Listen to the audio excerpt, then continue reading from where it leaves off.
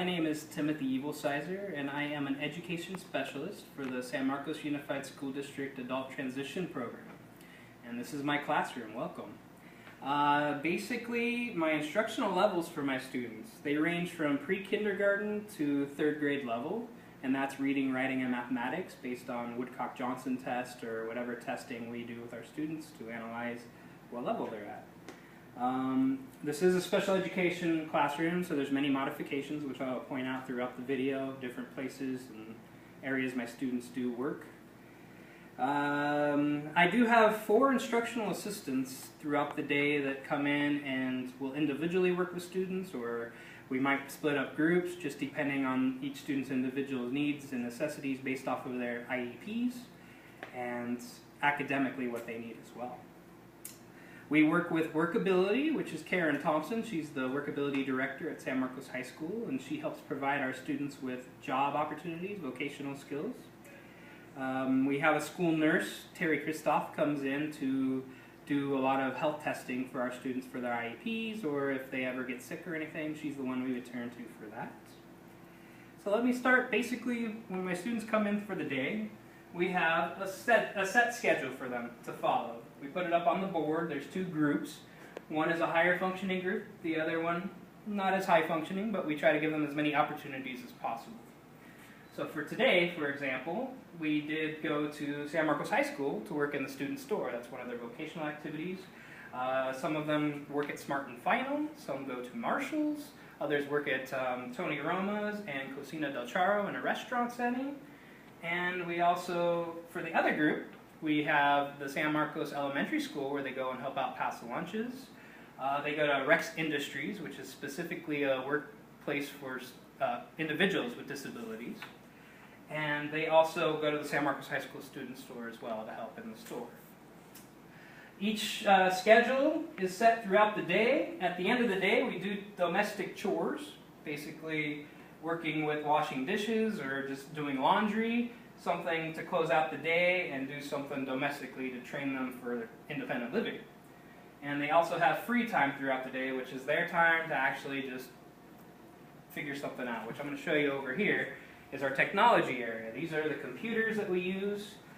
We have an old school Apple computer which has games on it. That's basically just for the free time. But we do have an Apple iPad that many students are using throughout the day with the many apps that are available to them, such as the Tap Talk. It verbalizes for many of our students who are nonverbal.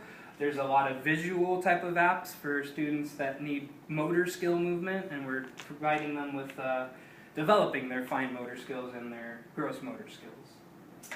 But these computers can also be used for research, such as if we're doing an activity such as how to order a pizza or looking up a bus schedule. These are certain activities our students need to know, and they have access to that through this type of programming. Over here is more, during their free time, we have many puzzles set up and games that they can work together and socially with.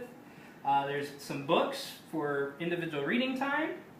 We also have some bingo, which is group bingo, basic sight words. We have grooming and community pictures along with clothing pictures. A lot of it just developing their functional life skills.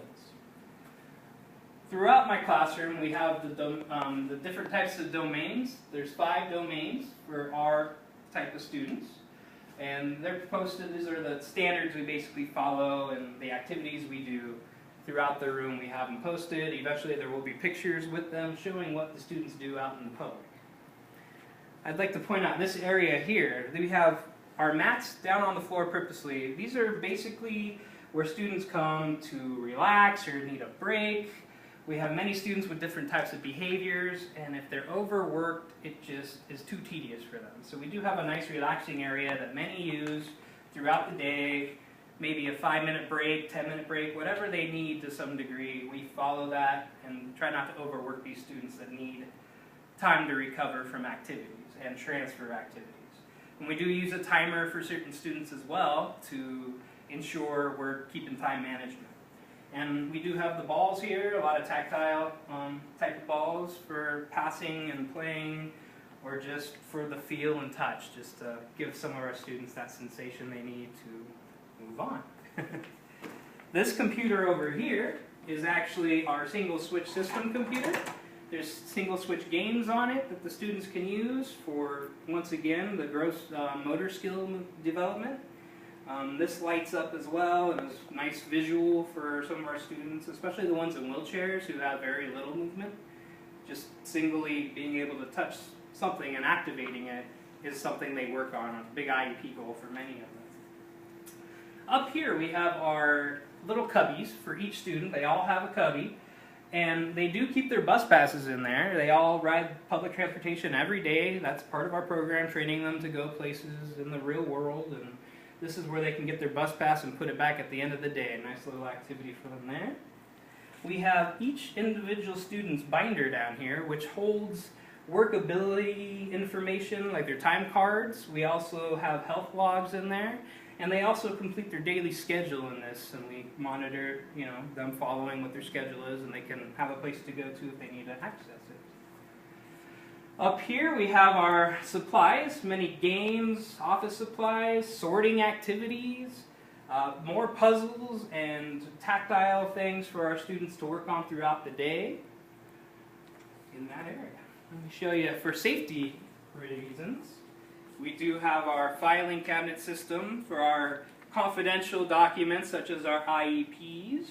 I do have a curriculum area where I keep a lot of my worksheets.